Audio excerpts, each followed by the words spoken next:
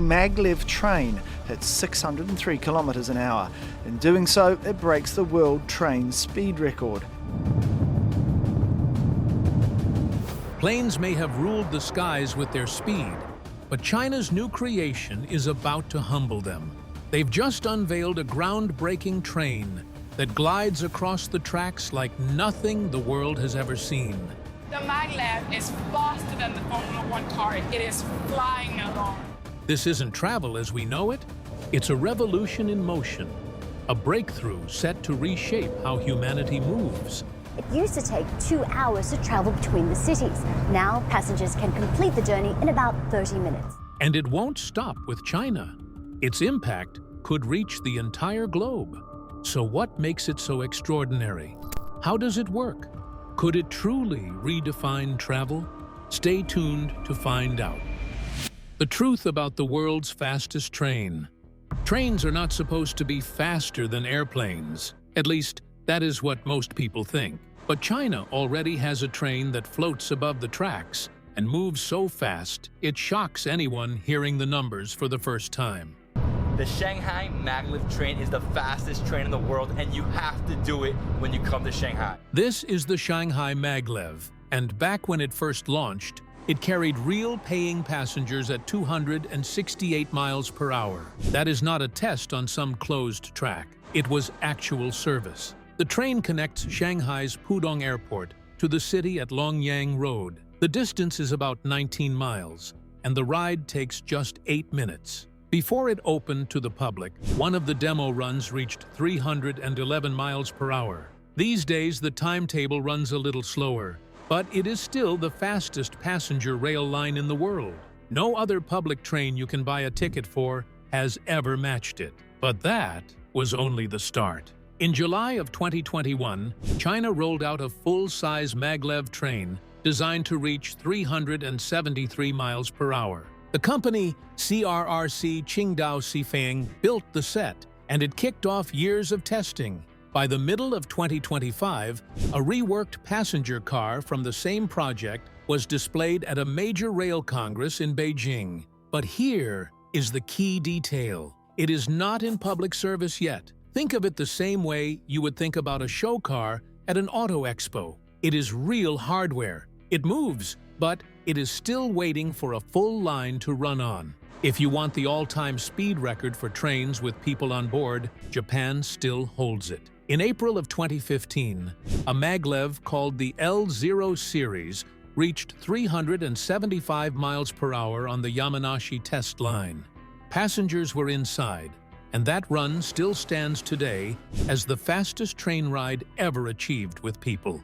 It was not a daily commuter trip with luggage racks and stops, but it proved that maglev trains can safely reach speeds that look almost unreal. So, can maglev trains really beat airplanes? It depends on what you measure. A short-haul jet like the Airbus A320 or the Boeing 737 usually cruises at around 515 to 540 miles per hour. On paper, that looks faster than any maglev. But here is the catch.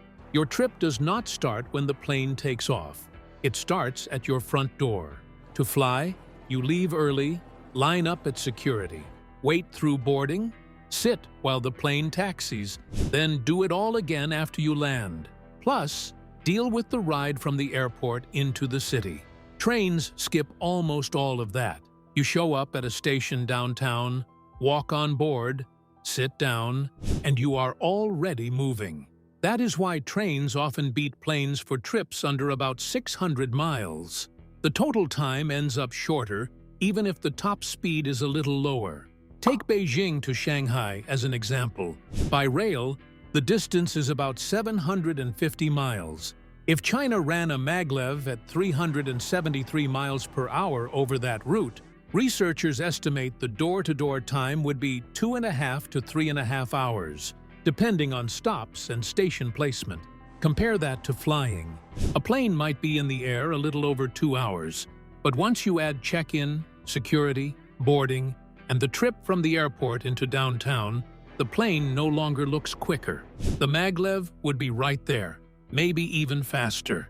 Nobody can book that maglev ride yet, but the math shows it would work. Now, let's clear up those wild headlines you may have seen about trains going 620 miles per hour.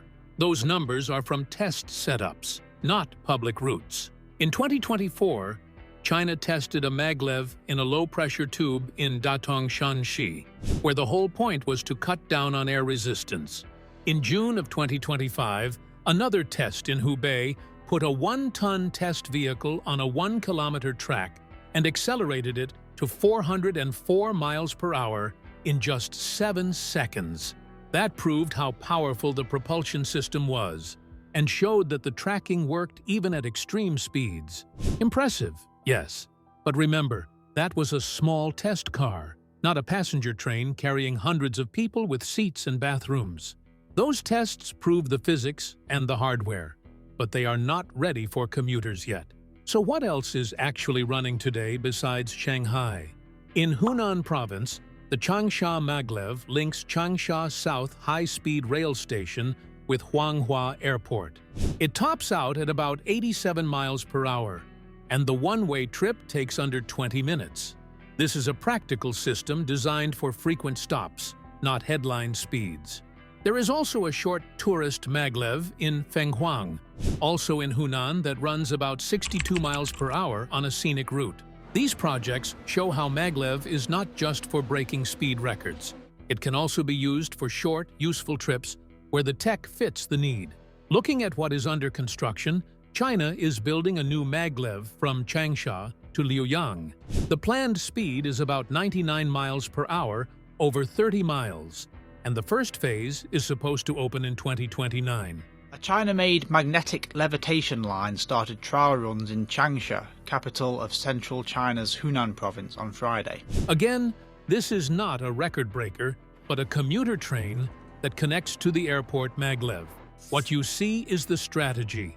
Use maglev in medium-speed projects where it makes sense now, and keep testing the high-speed models until the right time comes for a full intercity line. Let's clear up the word maglev itself, since it keeps coming up.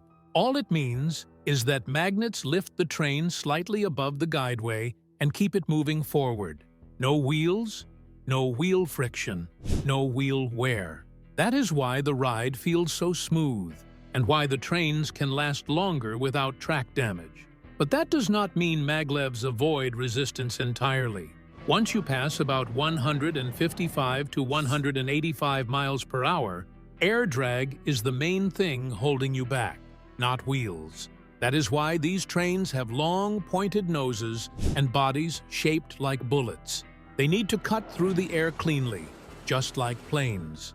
Without that design, no train can hit 300 miles per hour. So if maglev is so good, why not build them everywhere?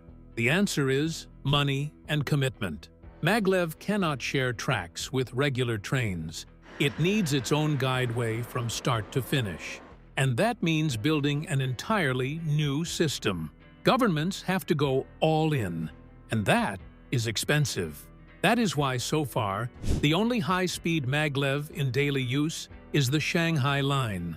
Other countries stick with wheel-on-rail high-speed trains because those can use parts of existing track and be built in stages. Maglev is either full build or nothing. Another thing people misunderstand is noise. Since maglev has no wheels, many assume it must be silent. That is not true. At 250 or 300 miles per hour, the loudest sound is air rushing around the body of the train, not the wheels. Maglev is a little quieter than a wheel-on-rail train at the same speed, but you still hear wind noise. Engineers have to shape the trains and design barriers to keep noise down. So where does maglev make the most sense? It shines on routes between about 125 miles and 600 miles. That's the sweet spot.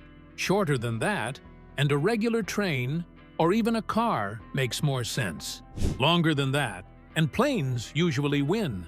But between big city pairs like Shanghai and Hangzhou, or Beijing and Tianjin, maglev could be unbeatable. Imagine going from downtown to downtown in less than an hour with no airports in the way. That is exactly the kind of route maglev is built for. The big picture is that China is already used to high-speed rail. Trains running 200 miles per hour on steel wheels are normal there. Maglev is the next step.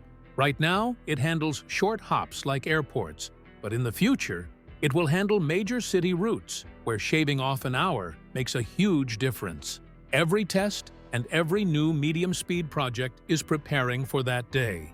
Now, let's break down how a maglev actually floats, what makes it move without a regular engine, and what the ride feels like when you're sitting inside. How a floating train really works. So how do these maglev trains actually work? The floating part is the first thing everyone asks about, because it looks like a magic trick. The word maglev literally means magnetic levitation, and that's all it is. The train doesn't sit on wheels. It hovers a little above the track. The space is tiny, but it's enough to let it glide forward with almost no friction, which is why the ride feels smooth and why these trains can go so fast. There are a few different ways to make the floating happen. The Shanghai maglev, the one that's been running for years from the airport, uses something called electromagnetic suspension. Under the train are strong magnets that pull it upward toward the underside of the track. It doesn't just stick there on its own. Computers are constantly adjusting the pull thousands of times every second to keep the train steady. Once the magnets lift it up, the wheels are out of play, and the train just hovers forward.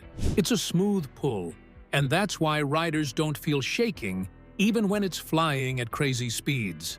Japan's test trains use another method called electrodynamic suspension. Instead of magnets pulling up from below, they put superconducting magnets on the train and special coils in the track walls. One day, this could be the world's fastest train, using magnets to float it above the track. As the train moves, the magnets and coils react, and that reaction pushes the train up. The faster it goes, the stronger the push becomes. With this setup, the gap is bigger, about 4 inches, so it's a little more stable. That's why the Japanese test tracks look like deep U-shaped troughs that the train floats inside. Different method, same result. No wheels, no grinding, just smooth floating. There's also a newer idea called high-temperature superconducting maglev. Don't let the high-temperature part fool you. It doesn't mean hot. It just means the superconductors can work at the temperature of liquid nitrogen instead of needing liquid helium, which is a lot easier and cheaper to manage. The cool part here is something called flux pinning, which basically locks the magnetic field into place so the train naturally centers itself over the track. In 2021, China even showed off a full-size prototype of this type on a short test line in Chengdu. It's not ready for passenger service yet, but it shows where things could go. The big promise with this version is more stability, almost like the train locks itself into the right spot without needing as much computer correction. Now, floating is one thing, but how do these trains move forward with no engine? Since there are no wheels, there are no axles or regular motors pushing them. Instead, the motor is stretched out along the track. Engineers call it a linear synchronous motor, but think of it as an electric motor cut open and rolled out flat. The coils sit in the track, and the train carries the magnets. When power flows through a section of coils, it makes a magnetic wave that moves down the track. The train sticks to that wave and gets pulled forward. The wave keeps going, and the train keeps chasing it. If the wave is reversed, the train slows down. Because the motor is in the track, the train itself doesn't need heavy engines, which makes the inside quieter and lighter. So, what's it like to actually sit inside? The first thing riders say is that it feels smooth. There are no clicks from wheels hitting rails, no rattling. The acceleration isn't jerky, it just pushes you back evenly as the speed builds. Braking feels the same, steady and calm. The only thing some people notice at high speeds is a change in ear pressure when the train rushes into tunnels or passes another train. That's from the air being pushed around, kind of like when your ears pop on an airplane. Maglevs handle this with sealed cabins and air systems that adjust the pressure slowly, so it's less annoying. Noise inside is surprisingly low too. The goal is to keep it around the same level as a normal conversation. That's about 60 decibels. To pull that off, designers give the trains long, smooth noses, tight seals around doors, and carefully shaped bodies, so air doesn't whistle through cracks. Studies on the Shanghai line show that maglev is a little quieter than regular high-speed trains at the same distance, though, of course, at 200 or 300 miles per hour, you'll still hear air rushing around outside. But in the cabin, it's tuned so you can relax or talk without raising your voice. Really have to be sitting down, because if you're standing up while it's moving like that, you could really just hurt yourself. Boarding is also part of the smooth experience. Look at Changsha's airport maglev. It's slower, topping out at about 87 miles per hour, but it shows how things are run. The platforms have glass screen doors lined up with the train doors. They only open when the train stops in the exact right place. That keeps people safe, blocks strong drafts, and makes boarding faster because everyone knows exactly where to stand. It's neat, clean, and efficient, and it's the same kind of setup you'll see on future faster lines. This train reminds us of how proud we are as a technology powerhouse and gives us great hope for the future. Braking is where things get really interesting. When you're going hundreds of miles per hour, you need a reliable way to stop. Maglev trains use several layers. The main system is the linear motor itself, which can run in reverse and push back against the train, slowing it down while sending some energy back into the grid. Then, there are eddy current brakes, which slow the train by dragging magnets past metal plates. They never touch, but the resistance slows the motion. On top of that, there are emergency systems like landing skids. If the power cuts out, the train can settle down and slide to a stop safely. And of course, computers oversee everything, watching speed, watching the gaps, ready to react instantly. That levitation gap is monitored every split second. Sensors measure the space between the train and the track and adjust the magnetic pull to keep it perfect. The cool bonus is that this same data doubles as track health monitoring. If the train notices even a tiny bump or irregularity, crews can check that exact spot. So in a way, the maglev is constantly inspecting its own track as it runs. Power comes from substations along the route.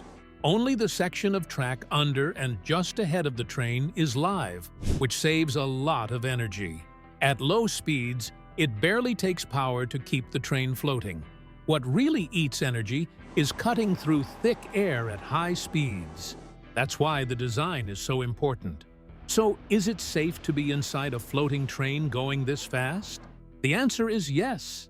Maglev has layers of protection built in. The levitation has reserve power.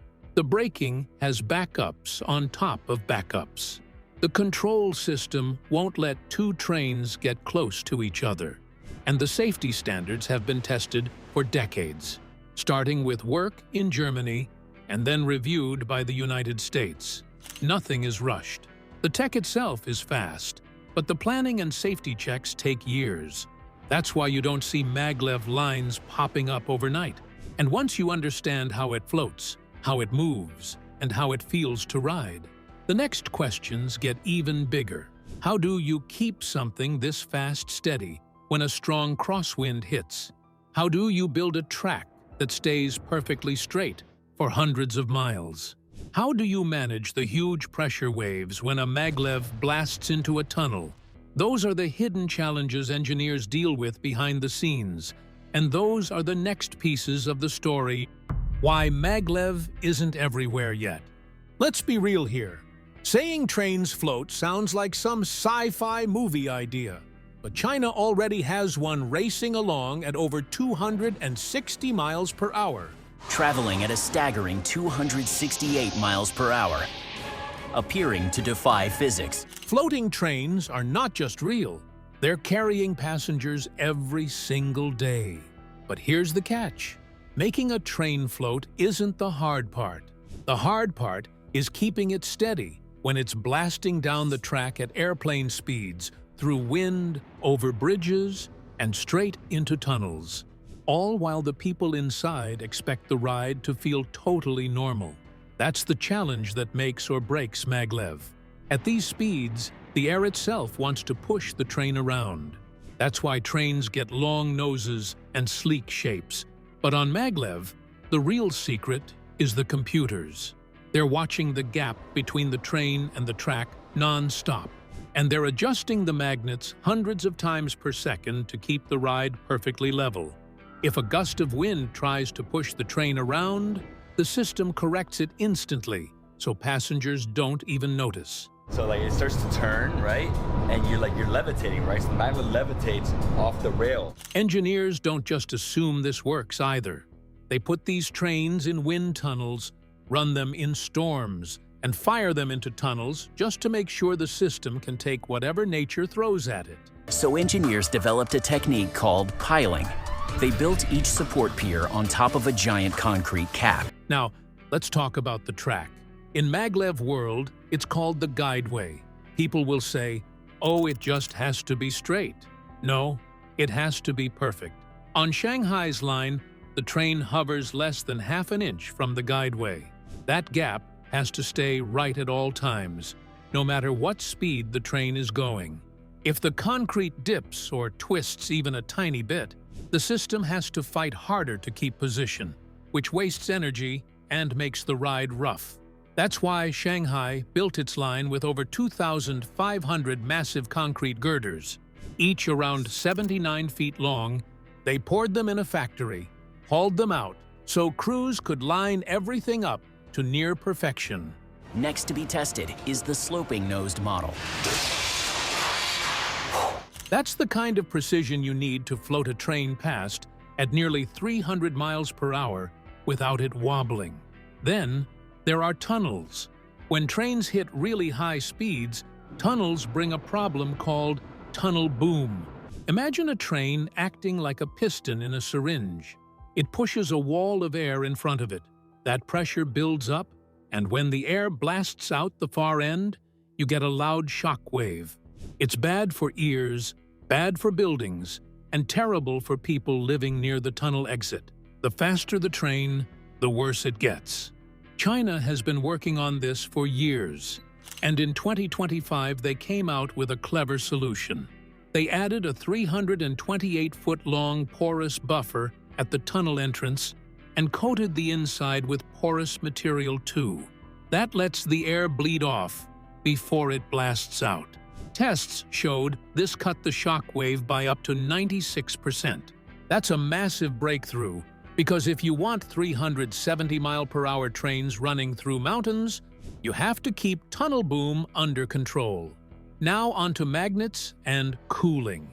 Shanghai's system uses regular electromagnets and doesn't need special cooling. Japan's S-maglev is different. It uses superconducting magnets, which are insanely powerful, but only when they're kept extremely cold. In this case, that means liquid helium cooling at -452 degrees Fahrenheit. That keeps the coils in superconducting mode so they can carry current with zero resistance. The upside is a magnetic field strong enough to hold the train steady at record speed. The downside is you're basically running cryogenics on a moving train. It takes tanks, cooling systems, and non-stop monitoring. China is pushing a different angle. High-temperature superconducting maglev. High temperature here doesn't mean warm. It just means you can cool it with liquid nitrogen at -320 degrees Fahrenheit instead of helium. That's still freezing, but way cheaper and easier. In 2021, Southwest Jiaotong University in Chengdu tested a full-size prototype on a short line. It's not carrying passengers yet, but it shows this method could make superconducting maglev simpler and cheaper down the road. Of course, Building this stuff is insanely expensive. The clearest example is Japan's Chuo Shinkansen. It's a maglev line meant to run from Tokyo to Nagoya, 178 miles. Here's the crazy part. About 90% of it is in tunnels. Mountain tunnels, city tunnels, everything that's hardest and slowest to build. JR Central, the company behind it, says the first section alone will cost over 7 trillion yen, which is more than 60 billion US dollars, and it won't open until around 2034, after years of delays.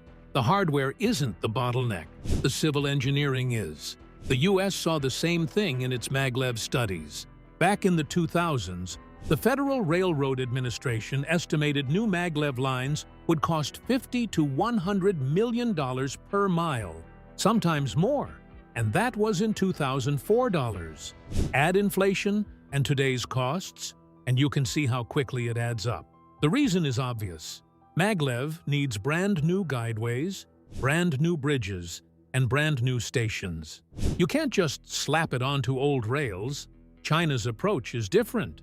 Yes, they show off 370-mile-per-hour prototypes, but the lines they're actually building right now are slower and more affordable. One example is the Changsha to Liuyang line in Hunan. It's around 30 miles long, built for 100 miles per hour, and scheduled to open in 2029. It's not record-breaking, but it makes sense.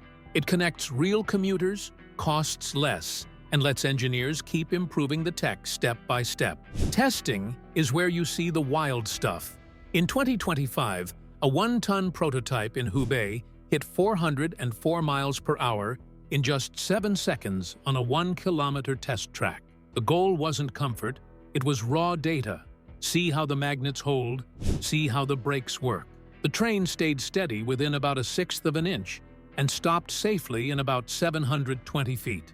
That's brutal acceleration, but it proved the hardware can take it. Along with wind tunnel work and tunnel boom tests, trials like these are how maglev earns the right to carry real passengers. Here's the bottom line. A floating train is only as good as the track it's on, the magnets holding it up, and the air it's cutting through. If the concrete isn't perfect, the magnets waste energy fighting it. If the tunnels aren't designed right, the boom annoys everyone nearby. If the cooling system fails, superconductors stop working. That's why everything about maglev is engineered like a precision machine.